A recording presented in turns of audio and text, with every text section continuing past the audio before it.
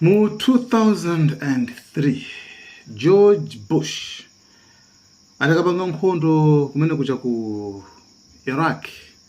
Mu 2003 anayima nkulengeza atayima pacha Abraham Lincoln kuti nkhondo yatha ndipo tawina, komano nkhondo ija idatsalirabe mpaka na zaka 8. Yes. Major combat operations in Iraq have ended. In the Battle of Iraq, the United States and our allies have prevailed. Because of you, the tyrant has fallen and Iraq is free. The transition from dictatorship to democracy will take time, but it is worth every effort. Koma sana kwanitse kusintha makamaka boma bwinobwino nkupanga zimene iwo amafuna. Ku Afghanistan anakhalako zaka zambirimbiri, almost 20 years. Sana kwanitse kusintha boma mmene iwo akufunira. Zimenezi tinene kuti ku Iran, I think kukuzokhala the same scenario. Kukuzokhala nkhani yomweyo.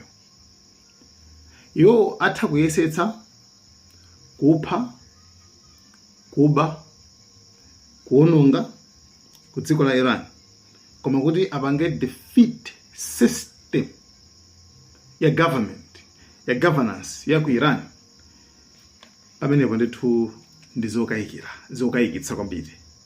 And pafupifupi it's like impossible. Zosatheka.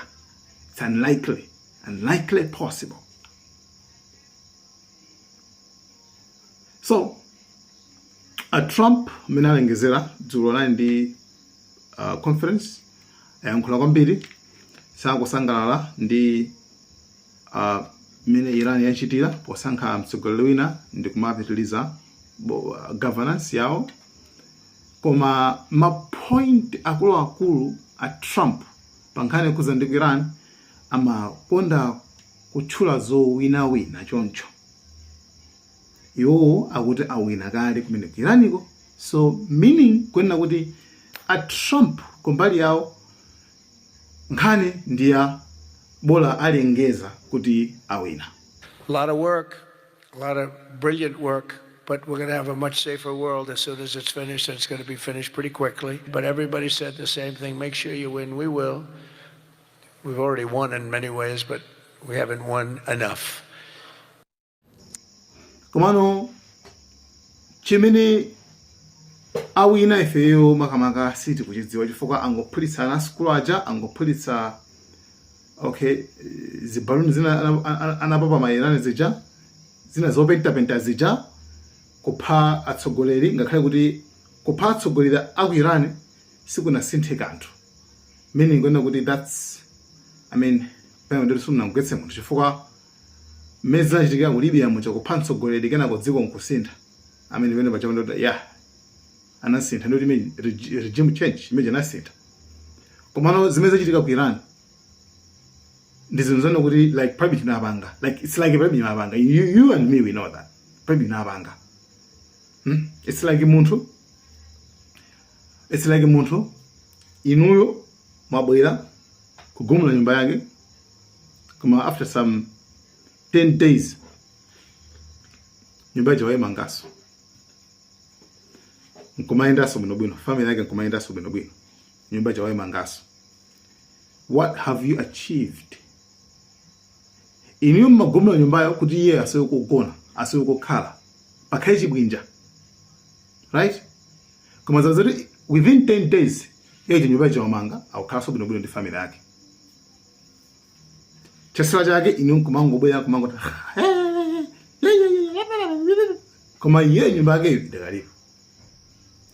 And inu mukophezaso kuti mwigumulaso kachikena. Tigumulaso. Koma iwa akuti mukagumula ife timangaso. So the same thing zichitika ku dziko la Iran. Masankha sibumira timuphasa amene yakuti okay, it's fine, imupheni.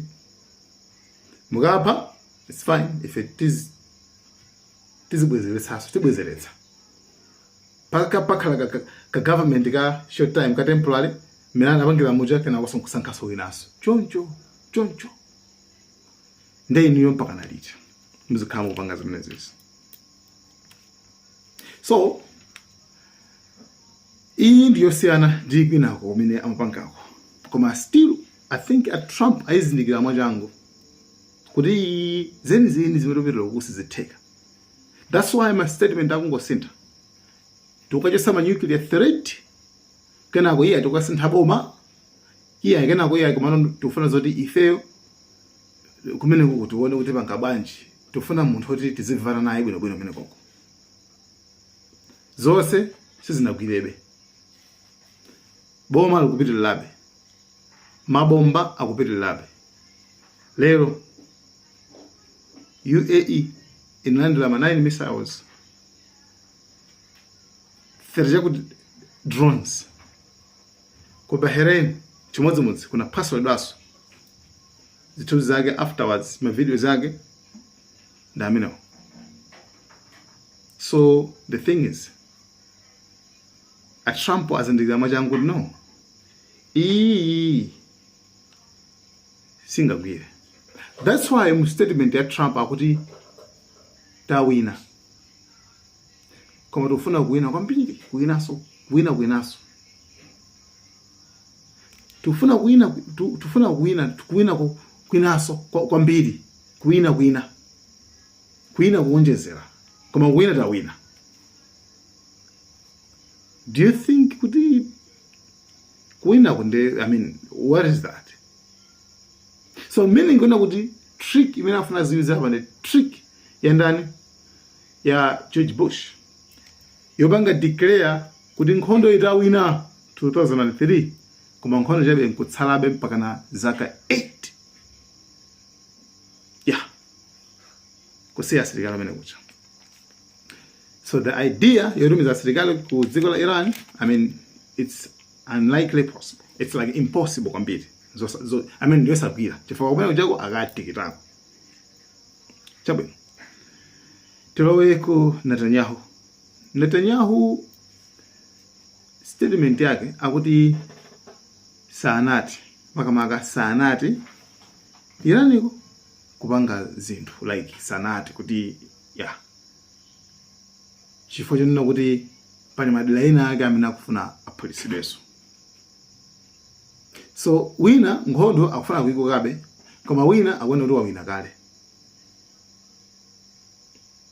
So that's it.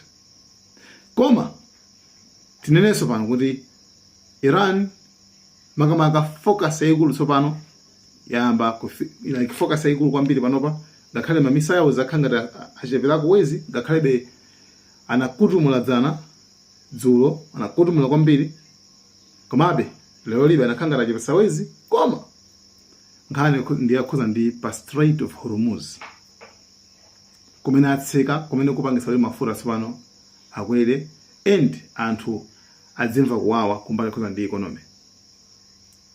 Yes, ma business sakuenda mena kuendera, especially maiko apa agenda aku Gulf.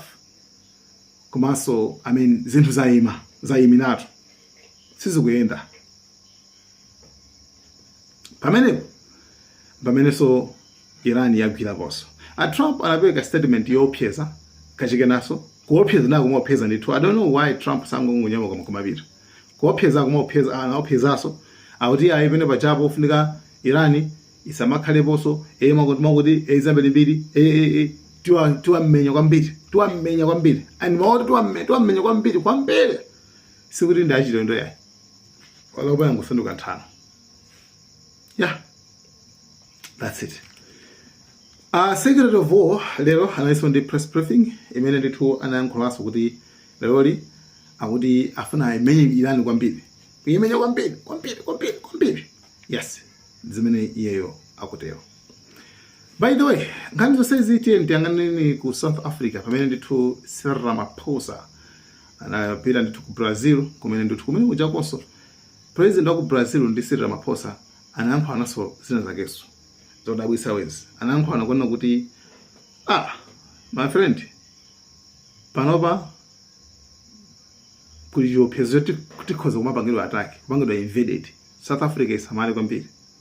Zofunika tiyesetse kwambiri kupanga gwirizano komanso tizipanga zida zochokera kwathu kumkuno. But I don't know if Comrade Ramaphosa realizes that if we don't prepare in terms of defense, one day someone might invade us. So this is something that Brazil needs, similar to the need of South Africa. Therefore, we need to combine our potential and see what we can produce together, build together. We don't need to keep buying from the lords of arms. We can produce. And in defense and aviation, you are much more advanced, and we have a lot to learn from each other, and we also have a lot to show you as well. Osadalira kwina kakeso yayi. Chifukwa chino kuti adani, akuona mina akuti zikuendera kunjaku. Komanso iwo osewo pamodzi anapanga condemn, anadzudzula nkhondo imene kuchitika ku Iran. Kudzudzula America ndi